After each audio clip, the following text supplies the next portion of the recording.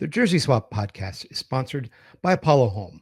Folks, your orange and blue are back in action, but chances are your air conditioning has already been running a full match and added extra time, especially this extremely hot week. Keep it performing at its tip top best with a $29 AC tune up from Apollo Home. Give them a call, send them a text, or schedule online at apollohome.com. All right, welcome back to another edition of the Jersey Swap, where we undo the sweaters our opponents are wearing to examine every thread from which they're woven. Probably don't need to wear it this week. It's been plenty hot in the area. I'm sure Orlando's just as hot. The second half of the season started with a bang. FC Cincinnati defeated CF Montreal 3-1 on Wednesday. That's 2 wins in a row. However, our next opponent isn't far behind, and we're off to the Magic Kingdom to see how Orlando City SC is doing right now. Joining us today is Nick Josey from the mainland. He'll give us all of the vital info before Saturday's pivotal matchup. Nick, thank you for joining me for another episode. Yeah, thanks for having me back. Happy to always talk all things Orlando City and MLS with you, and happy to get into it. Now, I see that you're joining us from inside the car. I hope that you've got some AC going on in there. A little bit of AC. The summer is in full force here in Central Florida, and we just got done with a pretty massive afternoon thunderstorm, which I'm hoping, fingers crossed, I can just talk it out of existence now. But it won't be something that teams deal with on Saturday night. We haven't had a rain delay game yet as of this point in the season, which is rare for us to not have one. So I'm hoping that that's something that we don't have to worry about, that those storms kind of come in and leave the area early afternoon time, and let us have our soccer without too much humidity in the air. Yeah, I was going to ask, like, how often do games get suspended, or, what's the average postponed amount of time that you can see down in Orlando? Yeah, so there's only been one in our stadium this year, and it was actually one of the earlier Club World Cup games from about a week and a half ago. That they had the players all out on the field. The everything was ready to go. Kickoff was about to start, and they pulled everybody back in for lightning, and that lasted about 45 minutes or so. The nice thing about the storms that creep up around us in Central Florida is, as quick as they show up, they really kind of blow out of the area. So anywhere from a half hour. The longest I've ever waited was about an hour and a half, 2 hours for a delay before. Luckily, under some shade and protection in the stadium, but fingers crossed that we just have a nice, humid and warm Florida evening for you guys down here in the Magic Kingdom area. Yeah, they're expecting plenty of hydration breaks, I would assume. Oh yeah, I would assume probably at least guaranteed first first half, and probably if the humidity stays up, one in the second half as well. All right. Well, this is sort of an interesting time in the season. I don't think we've really played during like the summer stretch. It's usually been No. early or late in the season. We do get you in the last half later in the season, so we probably don't have to worry too much about the heat here. But enough small talk for now. How are things going at the mainland? Things at the mainland and things for Orlando City have been pretty good as of late. The team, kind of much like Cincinnati, we're now on the back of 2 wins in a row. May, I'm not sure how it was for you guys, but May was definitely just a bear of a month with schedule congestion, and then that led all of us at the mainland to writing articles every couple of days covering matches, whether it was the regular season or US Open Cup, all those different kind of things. It was a busy time. The break that we just kind of came off of was welcomed, but things are going well. Yeah, May. We're kind of glad that May had come and gone. We haven't done too well. Wish it was April again. So if we can maybe rewind the tape and go back Yeah, to for that, that'd sure. be nice.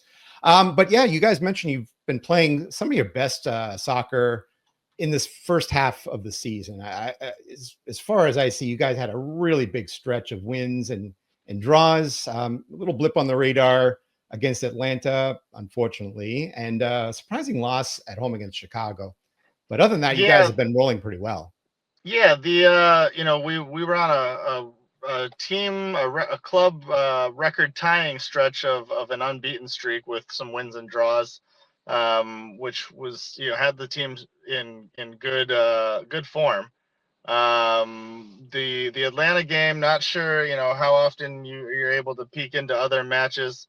But that Atlanta game got out of hand from us quickly after Cesar Arujo picked up a red card, a dumb red card. And then they always say don't let the losses beat you twice, and I think that's kind of what happened against Chicago, as we were still dealing with a little bit of the aftermath and the letdown from that Atlanta match. And then they came in and stole one from us at home. Yeah, Chicago's been a complex team to say the least. I Yeah. mean, I think they got blown out by Nashville, if I recall. So yeah, the East is a perplexing incident, to say the least. But if you do have some, I guess, uh, continuity, Orlando's starting to play some really good seasons overall under Óscar Pareja. Is it just a matter of the head coach finally finding an offense for his squad? I think so. I would say that this year, through the first half of the season, we had some departures in the off season that we were a little worried about. How are we going to replace, the offensive production? And in reality, it's that should have been the farthest worry from any of our minds, because our offense has been clicking. We've right now, are sporting a plus 12 goal differential after Wednesday's game at St. Louis City. And they're finding the back of the net, and I feel like, compared to previous seasons, we're being more clinical with our shot placement, and a little bit better finishing around the net. Whereas we've always done good when it comes to generating chances, and finding those shots on net, but the placement hasn't always been wonderful when you're sending the ball up into the upper decks a couple of times a game. So I think we've definitely gotten better in that regard. It seems like Oscar really has fine-tuned kind of the pieces of this attack to complement each other really well. Yeah, if you take a look at it, you guys won 4-2 last night. We're recording this on Thursday. 4-2 win at St. Louis. So that puts you guys at 36 goals on the season. That's tops in the East, with Inter Miami. Of course, Inter Miami has a bunch of games in hand, but who's counting at the moment? So Yeah. it feels like the offense is clicking, even though you mentioned you have had some essential departures. Facundo Torres took off for Palmeiras. Duncan McGuire has been on the shelf a little bit more than you've wanted to. Yeah. Who would you say is, and just to let us know, who's been lifting this offense for Orlando? Yeah, I mean, the loss of and sale of Torres was big. Obviously he was the stalwart on the offensive side of the ball for the last couple of seasons for us, and became all-time leading goal scorer for the club. And so anytime you have a departure like that, it's inevitably going to leave a hole. But Marco Paslic, who came in, was an off-season acquisition and signing, and slotted into Torres' spot. I don't even really know if the coaching staff thought that he would have clicked as quickly as he has in Major League Soccer. He was coming off of a brace against St. Louis City, and he opened his season, the very first game, even though it was a loss against the Union, but he had a brace in his first match, and so his injection into the team has been really instant offense. The other designated players, Martin Ojeda and Luis Muriel, have also stepped up their goal contributions, whether it's goals or assists. If I had to kind of put a pin in the one person that's been driving it, though, I would have to give the nod to Ojeda in terms of really driving the offense. When he came to us a couple seasons ago, it was a little bit of a question where's the fit. You could see the skills were there, but how do we get and unlock the most out of him? He had 9 goal contributions through his first 2 seasons with us, and he's had 9 this year already through the first half of the season. So I think that we finally have unlocked his potential, and he's having a great season so far. Would you say that Ojeda is your team MVP, or do you have any other names that you could really No, churn out there? I think I would have to give him the front running. Gillespie, Pedro Gillespie, our goalkeeper, has had a really good resurgent year so far. He's near the top of the league in terms of clean sheets, and that's with a little bit of shaky defending that started the season up in front of him from our back line and some injuries back there. And so he's having a really good year for us in net. But I think that when you're seeing the team with the way that we've been scoring the ball, and I would have to give the early season MVP to Ojeda for sure. Yeah, Galese, he seems to be always the guy that steps up. As much as we talk about your Andre Blakes, we talk about all of the goalkeepers that have passed through the New England Revolution. We talk about Roman Berkey. I really think that overall, Pedro Galese would be sort of my best goalkeeper from the past 5 years, at least near the top there. Yeah, I think that that's a fair assessment. It seems like at worst, you know exactly what you're going to get from him on any given night, and then at best, you get some MLS Save of the Year type quality moments. And every once in a match, you'll pull out something truly spectacular that just kind of leaves everyone's jaw on the ground. So yeah, I think that that's a really fair assessment. And he's had a great start to his season as well. Do you feel that he excels in certain aspects of goalkeeping? I mean, what do you think his forte is as a goalkeeper? I think that his reaction speed. He's got a really quick twitch kind of off of his line, and is able to just kind of twist and contort. His nickname is El Pupo, or the Octopus for us, and it really embodies what he's able to do in goal. Where it's that extra little flinch of his leg to get a deflection that maybe someone normally wouldn't be able to get to, or the extra little reach off of his line that I think sets him apart. Yeah, I'm kind of excited to see what our goalkeeper matchup's going to be on Saturday. I mean, say what you will about Roman Celentano, he does have extra stretch to him. So if Galese is more of an octopus, this might be more of, I don't know, a giraffe or something. Yeah. It's not an aquatic animal, but it's sort of similar thing. I think I am excited to see really how these powered offenses on paper are going to look like against these strong goalkeepers. Yeah, I feel like it could be one of those matches where the scoreboard lights up, or you look at goose eggs at the end of it, and both results feel like they could be very plausible given the quality of the goaltending for both teams. Yeah, we've seen some low scoring games before. I think it was like a 0-0 draw up here, 1-0 wins down there. It seems like there hasn't been a lot of goals that have been ushered in. Last time was different. Last time you guys killed us at home. So. Yeah, I was lucky enough to make the trip up to your stadium for that away game last year, and that was a surprise for the Orlando City supporters that were in tow, because I think we weren't expecting much out of that one on the road, and you guys have such a fortress there as the home advantage, and that one seemed like 3 goals on the road against Cincinnati. Am I dreaming kind of thing. Well, you will be facing off against Matt Miazga if he has anything to say about it. So that might be one of the big differences right there. Yeah. On the subject of defenders, they announced just today the All-Stars that got announced for us here in Cincinnati. Evander, of course, also Miles Robinson, big two big names here. A new name down in Orlando, though. I think this might be your only representative, Alex Freeman.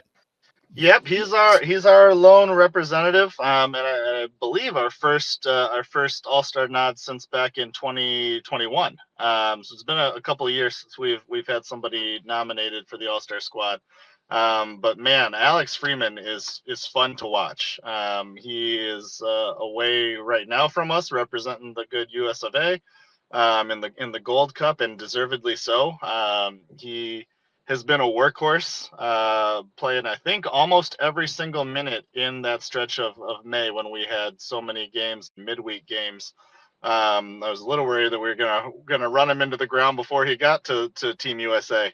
But he has really kind of taken our team by storm in terms of the quality he's provided on that right back in terms of steady defending, but then also getting up into the offense.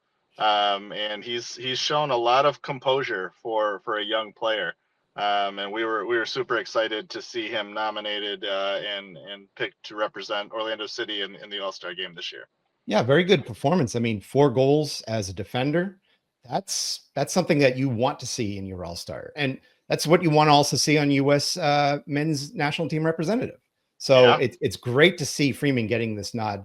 Do you feel that there's momentum in terms of his chances in as a World Cup roster I member? mean, I think that, there's some other names on that, defensive line for the U.S. men's national team. Sergio Dest, some other players that have had some injuries to deal with that have kind of given Freeman the opportunity to not only be with the men's national team, but to start some of these matches as well. And I think that he's doing well to take advantage of it. I think if he stays in this form that he's been in, that come next summer, I wouldn't be surprised to see his name as one of the representatives for the World Cup team.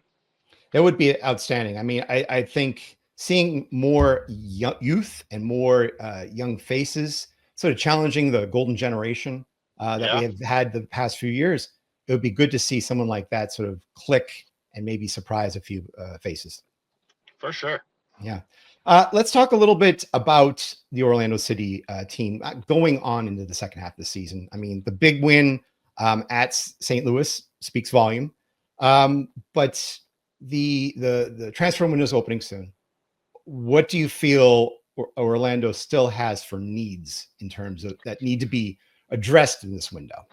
Yeah, so I'm starting as the calendar turns to July, starting to get excited about the upcoming secondary transfer window. We definitely have some needs. Shoring up I think the left side of our field in general. If we can find someone to address as a left winger or a left back even, could really do wonders for the depth of our squad. You mentioned a little bit earlier when we opened that Duncan McGuire, one of our strikers, has had some kind of funky injury issues this year. He had an off-season shoulder surgery that we had to wait for him to recover from. He just had another operation on the opposite shoulder not too long ago, and we're hoping to get him back before the end of the year. But besides shoring up and looking for some talent to improve the left side, I wouldn't be surprised if we look to see a little bit more depth added up top as well in terms of when that transfer window finally opens. Yeah, I'm looking at some of the names. Some of that I don't really recognize, but McGuire's the big one. Yeah, he's likely going to be out.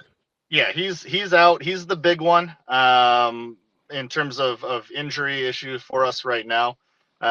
He's the kind of the marquee player that will not be available. A couple of our other players have been dealing with various knocks here and there, but they're more rotation and role players. But he's the big one that certainly can elevate that, whether he's starting or he's coming in as kind of a super sub in a match, can kind of elevate our ceiling. And so it's definitely something that we miss right now for sure. Yeah, looking at FC Cincinnati's roster, of course, Miles Robinson not being there, that's a big one. Still looking to get Nick Hagland back into playing shape. And also, it probably looks like Obi Nwabito is not going to be available, but it's day to day from what they say. He had to leave the match against Montreal early, and Sergio Santos is probably also going to be out. So we have a few names that aren't going to make this trip, but Friday should give us a little bit more sunshine on that one, as if we needed any more sunshine in Orlando. Right. Yeah. The Jersey Swap podcast is also sponsored by Beyond Exercise. Beyond Exercise is a local physical therapy and fitness business that helps people stay active and injury-free. In fact, they help some of our local MLS, MLS Next Pro, and FCC Academy players with their health and performance needs. Check out their suite of services at gobeyondexercise.com. Let's go into what this game is going to possibly look like. Looking at the formation, typically Pareja rolls out a 4-4-2. Do you feel that there is a specific reasoning behind that, or is it just it's average, it's comfortable? I think it's a little bit of comfortability, but also it seems that type of formation and Oscar has certainly over the last season and a half has played around with different variations of that as we've tried to integrate say both Luis Muriel and Duncan McGuire at the same time. Tried that for a little while. We've tried five in the back and things like that. But I think that we always kind of come back to this, this type of formation, and it allows for quick transition between defending and getting out in the counterattack. We've got speed on both sides of the wings, and they're able to kind of flex up into the attack as well. And so it's probably a little bit comfortable, and it's one of those formations that the kids all around the world grow up playing. And so when things get a little wonky in a match, you always kind of revert back to that familiarity of where am I supposed to be. But also I think that just it's a good formation for the type of player that we have on the field right now. Yeah, the one player that I'm circling is Eduardo Atuesta. 3 assists in this game against St. Louis. It feels like a lot of the offense is going through him. Yeah, he was he's I think kind of the unsung hero for the season so far. He was not really projected to, I don't even think projected to be on our squad, for the most of the offseason until preseason friendlies. The other main defensive midfielder, Wilder Cartagena, unfortunately picked up a season-ending injury. And then we start looking, how can we fill this role? And we picked up Atuesta, and he's been great. He's had a couple of knocks, which is forced him to miss just a couple of games. But again, he is as good of a kind of holding midfielder. He's gets up into the attack and really has a good vision on the field for picking out the right pass with the right weight, the right timing to release some of those attacking pieces. Yeah, and he's a little younger than Wilder I cannot say his last name. I'm sorry. Cartagena, yeah, he's a little bit younger, a little bit more wily, maybe. Yeah. And Cartagena was certainly more of a defensive midfielder, and didn't really get up and push the attack as much as Atuesta has. And it's been fun to watch. Yeah, and maybe that's the secret that has really unlocked a lot of this offense too. I mean, you've got a solid back line. I've admired Rodrigo Schlegel and Robin Janssen playing back there. You've had a really good, solid duo back there. So, if anything, I'm going to open it up right now. I'm going to say let's do our score line here. I'm going to open up and say that this is going to be a low scoring game. I think the defenses, the FCC defense has looked better. Granted, we don't have Robinson, but with Matt Miazga back there patrolling and being the captain he needs to be, it's been low scoring. They haven't been letting a lot of goals in. I think the last one that they let in last night was sort of a fluke. So I'm predicting a low scoring game. I'm going to say like a 1-1 draw. I might even predict 0-0 again. What are you looking for? I think that I'd be inclined to agree. I think that the quality of each team right now, both Cincinnati and Orlando, I think that the match deserves a winner almost, because both teams have been playing so well. And man, when you look at the top of the East, everything is so compact, with the way the results have been coming. Which I think is a testament to a team like Cincinnati, still being able to play the high competition and get the results. And so I would be inclined to think that there's a winner from one side or another. I do think it'll be low scoring, but I wouldn't be surprised at all if we see 0-0, 1-1 at best. Maybe a 2-1 winner, but I don't think we're seeing 3-4 goals aside come Saturday night at all. I mean, crazier things have happened, but higher scoring games haven't. So Yeah. I'm sort of on the side of caution there. If anybody listening, if you guys are a Patreon for Cincinnati Soccer Talk, go to our Growler Cup and predict the winners of these games and the scores. You'll be able to get something at the end of the season, a nice prize. We don't. So once again, I'm going to say 1-1, just be on the safe side. Do you have a concrete prediction, or are you going to wait? Yeah, I'm gonna go 1-0 Orlando home win. Okay.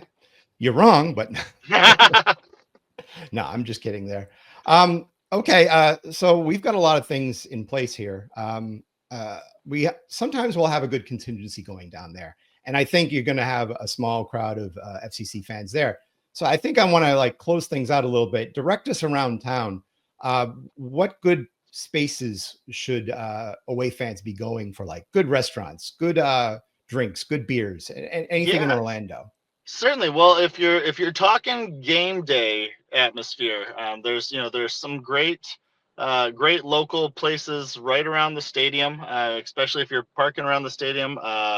Always like to frequent one of my favorite breweries in the downtown area. It's called Broken String Brewery. It's right a block and a half away from the stadium.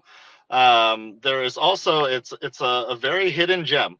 But even closer to the stadium, you're going to walk by a place called Palmer's Feed Store. It's a livestock shop where you're going to walk by and there's signs that say, "Hey, come buy your chickens," which is weird, but it's been in Orlando for longer than my grandparents have been alive, and it got grandfathered in. They have goats, they have cows. I think that they have a donkey named after Pablo Banchero, one of the Orlando Magic players.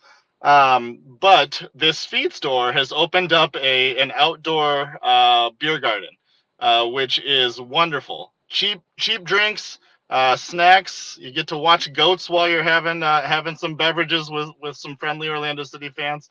It's called the Watering Hole, so that's a cool place. It's kind of off of the beaten path. Not a lot of people know about it.